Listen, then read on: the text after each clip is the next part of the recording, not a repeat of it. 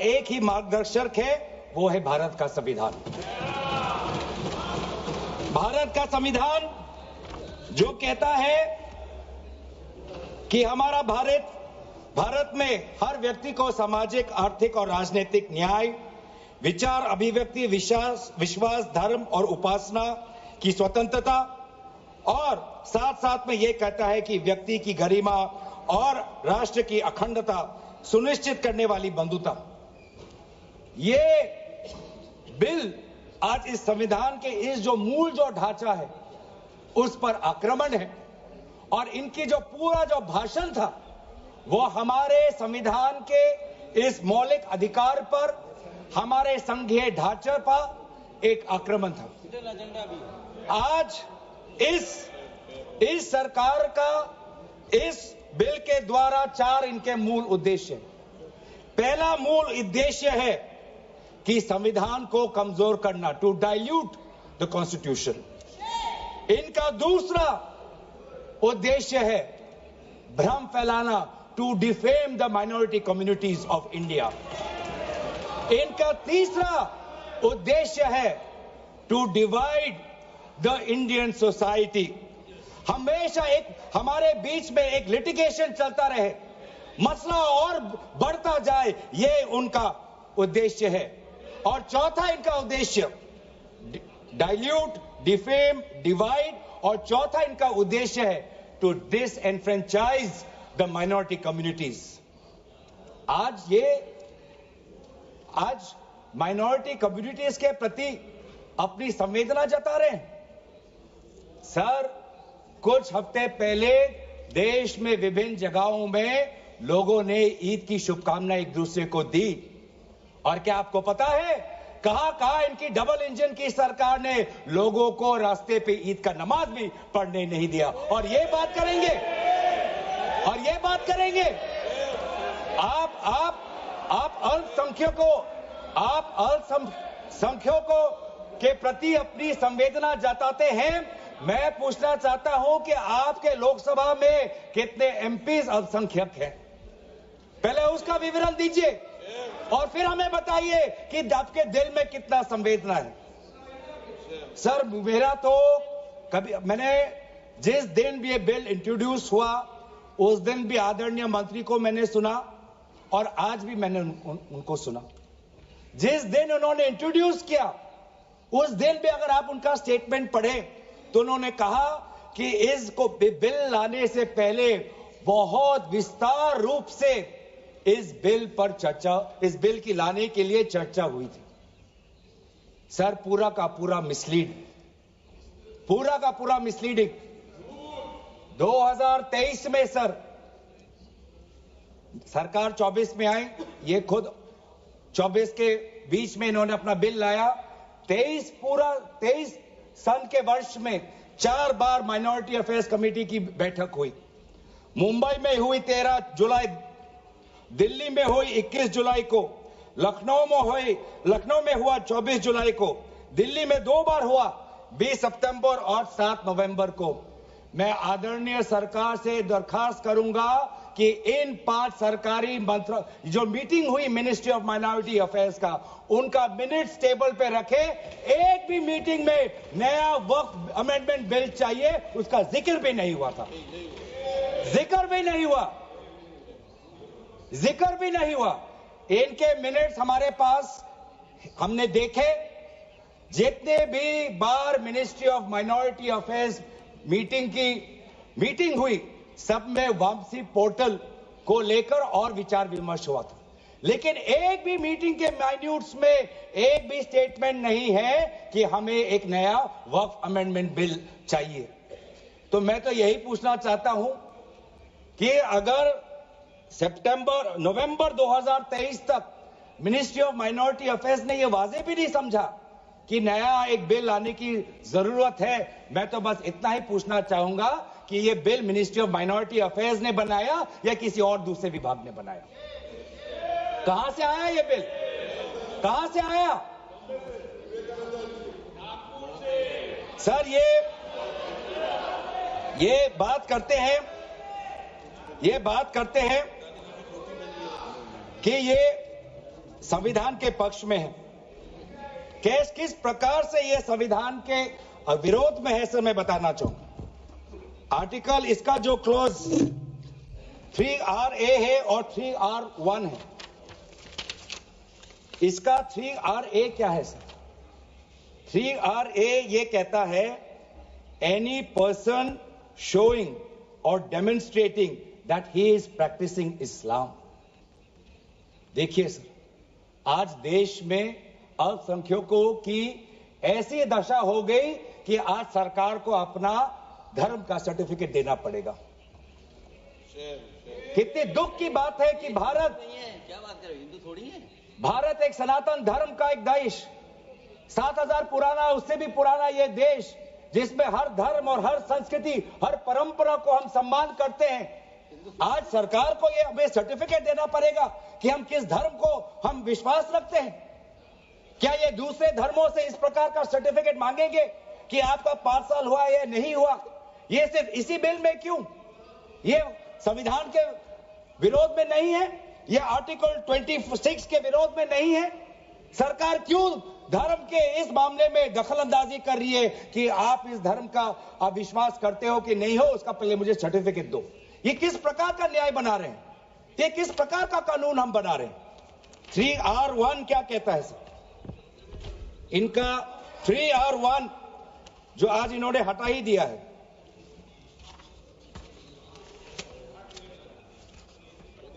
(3R1) कहता है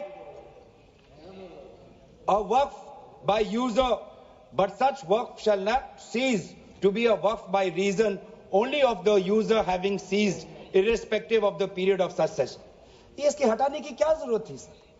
ये हमारा बार बार विभिन्न जजमेंट के द्वारा ये पूरा वक्फ बाय यूजर और इसके बारे में विभिन्न जजमेंट आए सर। दिस मैं जजमेंट पढ़ना चाहूंगा। M Siddique, Ram Janmabhoomi, Muslim law does not require an express declaration of a waqf in every case.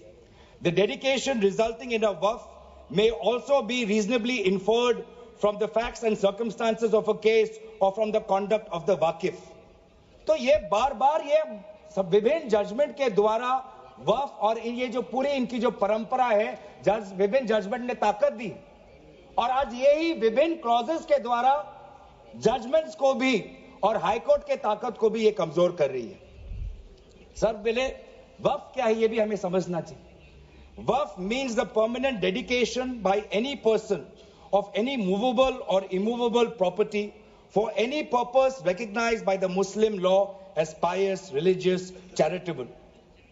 Sir आज ये क्या कहना चाहते हैं कि वही व्यक्ति जो प्रैक्टिसिंग इस्लाम कर रहा है 5 साल के लिए वही आ सकता है, जो इनका 3RA है, और जो सेक्शन 104 था, आज इन्होंने सेक्शन 104 हटाने के पक्ष में कहा, लेकिन सेक्शन 104 यही कहता है कि कोई भी व्यक्ति वक्फ कर सकता है।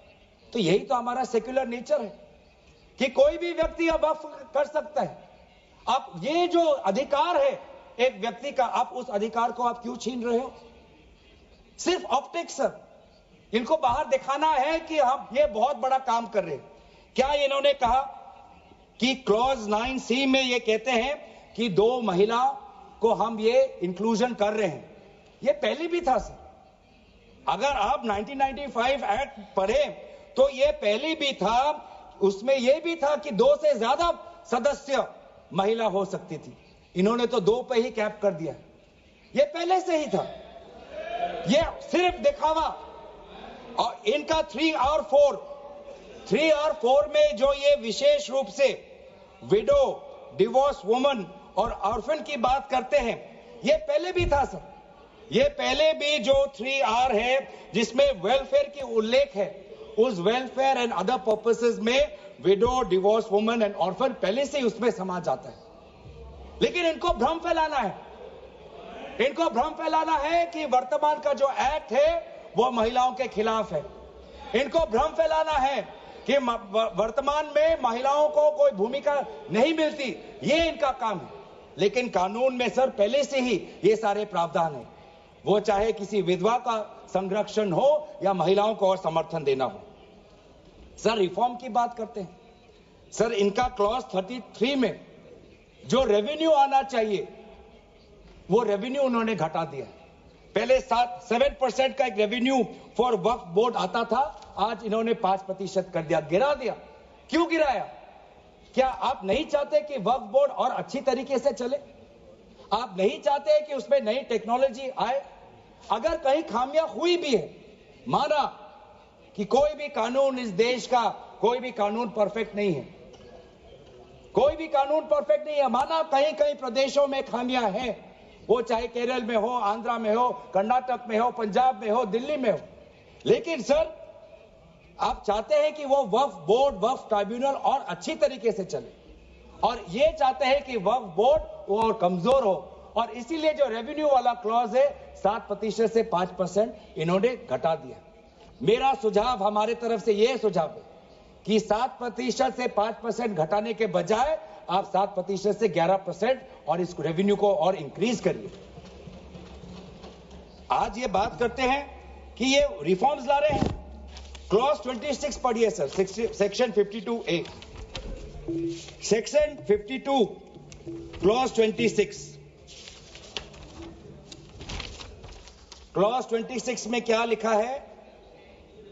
In section 52A of the Principal Act, in subsection 1, for the words rigorous imprisonment, the words imprisonment shall be substituted.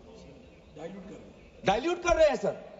Parent act बोलता था कि रिगरस इंप्रिजनमेंट हो, और अगर आप बार बार ये कह रहे हैं कि फलाना हो रहा है, धमकाना हो रहा है, तो आप इसको क्लॉज को क्यों कमजोर कर रहे हैं? सिर्फ भ्रम फैलाना है सर।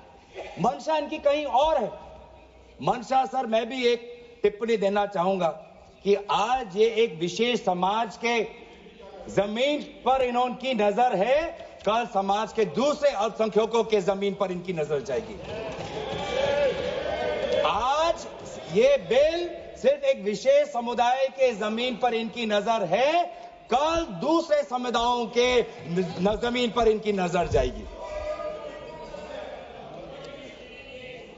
बार बार ये बिल सर, इतना संशोधन की जरूरत है, ये मैं नहीं कहता कि संशोधन की जरूरत नहीं है।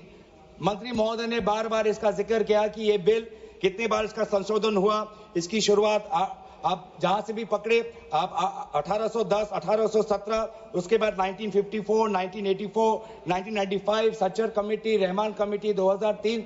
संशोधन चाहिए सर, मैं नहीं कहता कि हम संशोधन के विपक्ष में नहीं, लेकिन संशोधन इस प्रकार का हो जिससे बिल का रूपायन, जिससे बिल और ताकतवर बने। और इन्होंने ऐसे संशोधन लाए हैं जिससे बिल से इस देश में और यहां पे समस्या बढ़ेगी, और मसले बढ़ेंगे, और लिटिगेशन होगा। सर ये इनका क्लॉज 40A पढ़िए सर, इनका clause 40A, section 107, on and from the commencement of the Waqf Amendment Act 2025, the Limitation Act 1963 shall apply to any proceedings. Sir इससे पहले आप जितने बार भी आप इतिहास में जाए, हर बार, क्योंकि ये वक्फ, ये जो प्रक्रिया है, जब से हमारे देश में इस्लाम आया तब से ये प्रक्रिया चल रही है। बहुत से ऐसे कब्रिस्तान है जहां पे कोई पेपर्स नहीं है, कागज नहीं है, लेकिन जजमेंट है, जजमेंट इनके पक्ष में है। और आज बार बार हमने कहा है कि लिमिटेशन एक्ट इसको बढ़ाया जाए, क्योंकि ये प्रैक्टिकल एक समस्या है, लेकिन आज ये नहीं चाहते। क्यों? क्योंकि ये चाहते हैं कि अलग अलग देश के अलग अलग कोने में यहां केस लगे, वहां केस लगे, यहां केस लगे, तो जो भी हमारे यहां पे एक भाईचारा का एक वातावरण है, उस भाईचारे के वातावरण को ये तोड़ना चाहते हैं। ये इनकी राजनीतिक उद्देश्य है। सर ये बात करते हैं कि किस तरह से ये इन्होंने बोर्ड का डाइल्यूशन किया है। क्लॉज 44, क्लॉज 44 कहता है कि ये जो सेक्शन 110 है वो पूरी तरीके से हटा दिया है। सेक्शन 110 क्या है? Section 110 sir, powers to make regulations by the board, ये पूरा हटाना चाहते हैं। उसमें क्या लिखा है पेरेंट एक्ट में? The board may with the previous sanction of the state government, मतलब राज्य सरकार की अनुमति के द्वारा बोर्ड कुछ नियम बना सकते हैं। इन्होंने पूरा वो हटाना की कोशिश कर रहे, क्लॉजेस एफ और जी ये हटाने की कोशिश कर रहे, राज्य सरकार के पावर्स या जी कम करने की कोशिश कर रहे। आप क्लॉज 43 पढ़िए, इसका सेक्शन 109 जिसमें क्लॉज 1A और क्लॉज 4 ओमिट करता है। सेक्शन 109 क्या है? सेक्शन 109 है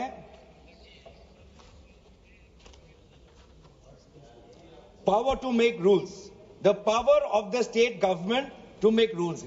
इसमें भी आप ये कटौती लाने की कोशिश कर रहे हैं। क्लॉज 1A क्या कहता है? Other particulars which the report of the survey commissioner में कंटेन अंडर क्लॉज एफ। इसमें स्टेट गवर्नमेंट सर्वे कमिश्नर के पक्ष में कुछ नियम बना सकते हैं, वो पावर आप हटा रहे हैं।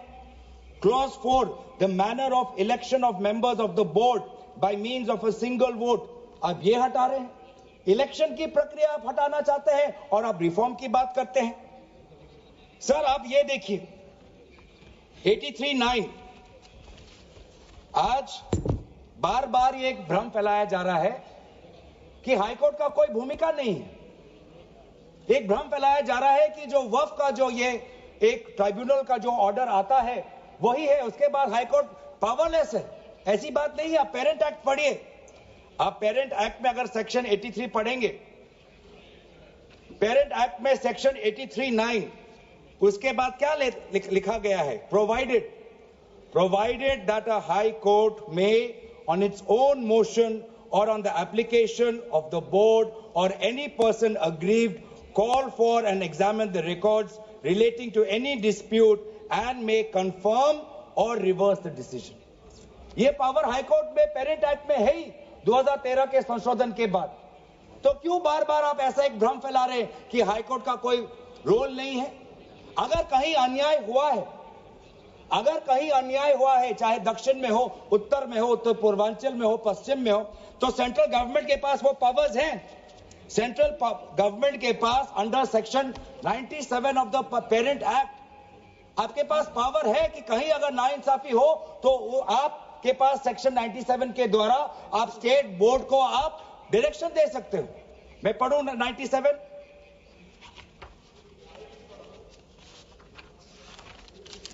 97, directions 96 for the power of the central government to regulate secular activities of OCF, powers 97 directions by state government subject to any directions issued by the central government under section 96, the state government from time to time give to the board such general or specific directions as the state government thinks fit। मैं जानना चाहूंगा, आपके बहुत जगह आपकी double engine की सरकार है, बहुत जगह आपकी डबल इंजन की सरकार है, कहीं कहीं आपकी सहयोगी दल की भी सरकार है। आपने पिछले 10 साल में कितने बार इस सेक्शन 97 का आपने इसका इस्तेमाल किया? कहीं भी आप अगर नाइंसाफी हुआ तो कितने बार आपने सेक्शन 97 का आपने इस्तेमाल किया? उसका बोलिए, फिर जाके बोलिए कि ये जो पेरेंट एक्ट है ये कमजोर एक्ट है। पूरी ताकत दी हुई है, अगर कहीं गलती हुई है, कहीं सुधारना है, हमारी संवेदना है, वो चाहे केरला में मवम की हो बात हो, संवेदना है हमारी, पर आपके पास भी वो ताकत है। आपने कितने बार इस ताकत को आजमाया? सर आज आप देखिए कितनी दुख की बात है। सेक्शन 64 क्लॉज 29 64 ये एक्ट सर क्या लिखा है?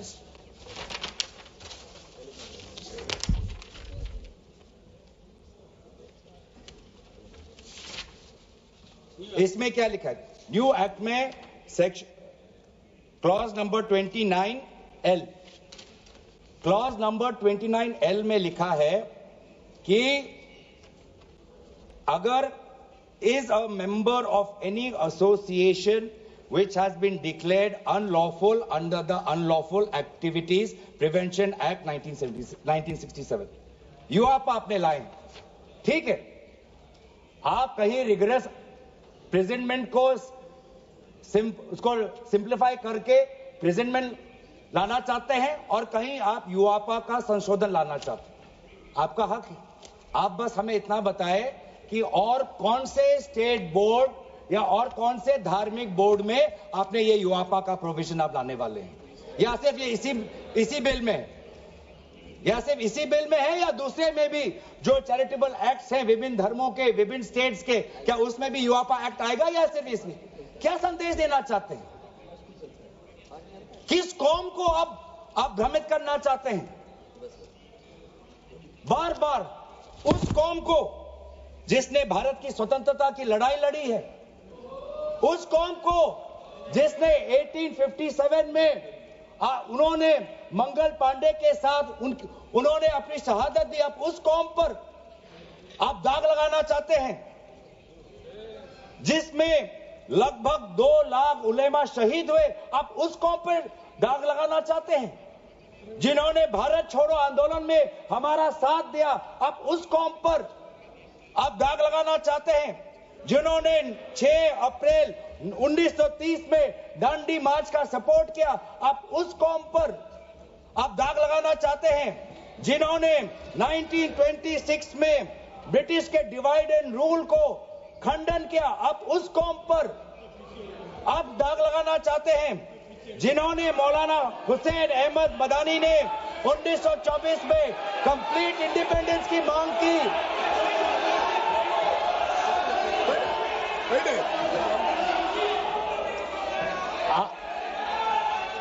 जब आप लोग भारत छोड़ो आंदोलन का समर्थन नहीं कर रहे थे, उस कौम ने भारत छोड़ो आंदोलन का समर्थन किया। जब आप लोग अंग्रेजों को मर्सी पिटीशन लिख रहे थे, वो माल्टा में 3 साल और इजिप्ट में उन्होंने शहादत दी। आप किस कौम पर दाग लगाना चाहते हो जिन्होंने 1924 में जिन्ना के 2 नेशन की थियरी को पूरी तरीके से नकारा, आप उस कौम पर लगा रहे हो? सर यही है इनका डिवाइड एंड रूल, यही है इनका डिवाइड एंड रूल। बहुत लोग पूछते हैं सर हमारा राष्ट्रवाद क्या है? सर हमारा राष्ट्रवाद, nationalism for us is being United in our shared love for our Bharat Mata and the mutual respect for her culture, language, dress, food and religion. It is the love for our national flag, the Tiringa, जिसकी सम्मान आपने नहीं की थी. It is the sacrifice of the Indian freedom movement, जिसमें आपने भाग नहीं लिया.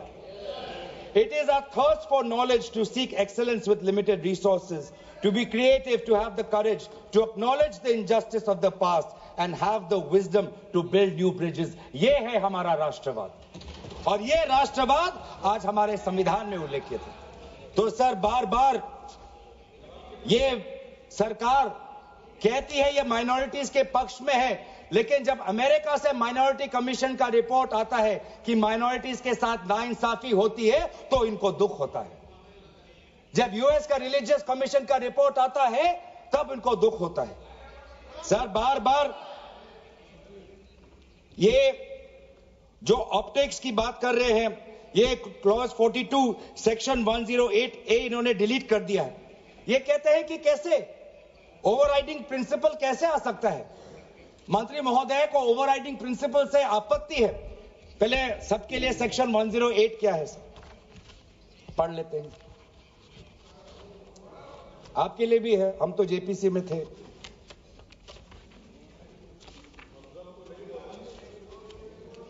और सर जेपीसी में भी सर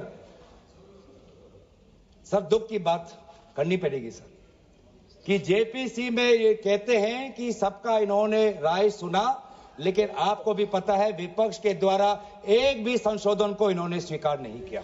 ये किस प्रकार का? हमने भी बहुत से जेपीसी देखे हैं सर, ऐसा जेपीसी नहीं देखा जहां पर क्लॉज बाय क्लॉज डिस्कशन भी नहीं हुआ सर, पूरी तरीके से वोटिंग हो गई। एक मिनट माननीय सदस्य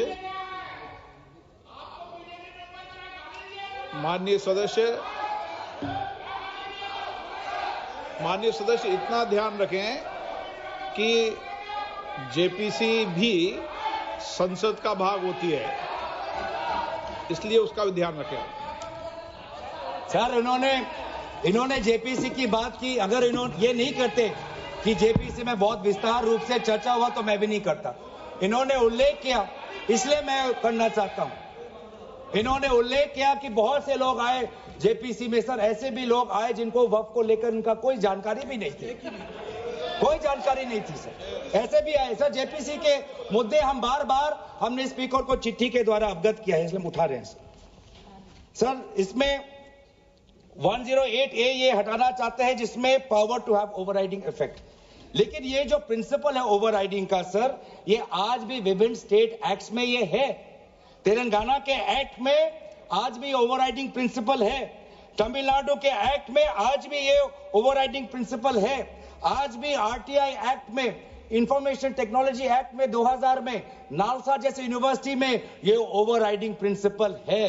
तो इसीलिए आपको सिर्फ यहां पर आपको ओवरराइडिंग प्रिंसिपल से आपको मुश्किल है, लेकिन जो दूसरे एक्ट्स में जो ओवरराइडिंग प्रिंसिपल है, सेक्शन 108A के द्वारा सिमिलर प्रोविजंस है, उसमें आपको तकलीफ नहीं है। सर, मैं भी अपने, जैसे इन्होंने हमारे कुछ दोस्तों को सलाह दी, मैं भी इनके कुछ दोस्तों को सलाह देना चाहता हूं। सर, क्लॉज 40A सेक्शन 107 जो लिमिटेशन एक्ट जो हटाया गया है सर, आंध्र प्रदेश के एक्ट में ये लिमिटेशन एक्ट ऐसा ही एक लॉ है जैसे पेरेंट एक्ट में है। तो मैं भी इनके आंध्र प्रदेश के सदस्यों को मैं कहना चाहता हूं कि जो प्रोविजन आपके आंध्र प्रदेश के एक्ट में है, आज वैसे प्रोविजन ये सरकार हटाने वाली है। आपको भी बाद में आंध्र प्रदेश में अपनी जनता को उत्तर देना पड़ेगा। तेलंगाना और तमिलनाडु में हमने बात रखी है सर, तो मैं बार बार मैं कहना चाहूंगा सर, हमें संशोधन से कोई हमें परे नहीं है, लेकिन संशोधन ऐसा हो जो हमें मदद करे। आज डिजिटाइजेशन की बात करते हैं। आज से 15 वर्ष पहले वामिस एक डिजिटल पोर्टल हमने खोल दिया है। अब ये देखिए सर, सरकार की कैसी ये इनकी काम है। डिजिटाइजेशन फिलहाल अभी चल रहा है, डिजिटाइजेशन हो रहा है, पर माना कि डिजिटाइजेशन वामिस में कुछ खामियां हैं, उसको अवामसी में, तो आप उसको ठीक करिए। आप 10 साल से क्या कर रहे थे? आप 10 साल से आप हमसे क्यों ठीक नहीं कर पा रहे? आप वो काम तो नहीं कर पा रहे, अब आप एक दूसरा नियम बना रहे हैं कि दोबारा आप एक नए पोर्टल पे अपने रिकॉर्ड्स आप अपलोड करिए। सर, कितने बार हम इस सरकार को अपना कागज दिखाएं? वामसी का अगर इनका काम अधूरा है तो उसको ये काम संपूर्ण करे। अब लेकिन नहीं, इनका काम उद्देश्य यही है कि देश में मसला और बढ़े, और इसलिए आज इस बिल के विरोध में है। ये बिल हमारे देश की अखंडता, ये बिल हमारे संवैधानिक मूल्य, ये देश हमारे अल्पसंख्यकों की सम्मान, ये देश हमारे अमन, शांति और सदन और जेपीसी में जिस प्रकार से विचार होना चाहिए था उस सब के विरोध में है। और इसलिए आज पूरा इंडिया अलायंस आज इस बिल के विपक्ष में खड़ा हुआ है। और यही बात कहते हुए मैं अपनी वाणी को समाप्त देता हूं। धन्यवाद, शुक्रिया। श्री रविशंकर प्रसाद।